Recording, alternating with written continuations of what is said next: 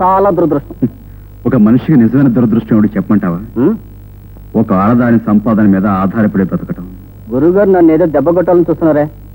మీ కుటుంబానికి నువ్వు కొట్టే దెబ్బ కంటే ఇది పెద్ద దెబ్బేం కాదులే. గురుగారు నీతులు చెప్పద్దు, మందు తీగిపోతుంది. అయినా నా ఇష్టం, నేను తాగుతాను. తాగు, తప్పేం లేదు. కానీ నీ సరదా కోసం ఖర్చు పెట్టే డబ్బు నువ్వు కష్టపడి సంపాదించిన అవునా కాదా అని మాత్రం ఆలోచించు. ₹1 ఖర్చు పెట్టే ముందు ఆ రూపాయి సంపాదించడం ఎలాగో తెలుసుకోవాలి. పశువులు సైతం తమ తిని తాము కష్టపడి సంపాదించుకుంటాయి. నువ్వు వాటికంటే హీనమైన వాడివా?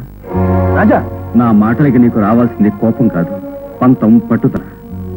శీను, మనిషి అన్నాక 10 మందికి ఉపయోగపడాలి, లేదా కనీసం తన వల్లైనా తనకు ఉపయోగం ఉండాలి. ఏదీ లేకుండా కన్నవాళ్లకు భారంగా ఈ లోకానికి వృధాగా బ్రతికే కంటే చావటం నయం. నువ్వు తాగే విస్కీ, నువ్వు తినే తిండి ఓ ఆడపిల్ల శ్రమ వలన, కష్టం వలన వచ్చినది. నీకేమాత్రం సిగ్గు పౌరుషం ఉన్నా ఆ విస్కీ తాగవు, ఆ తిండి తినవు.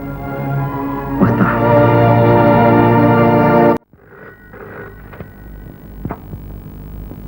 హలో, అలాగా, ఐసి.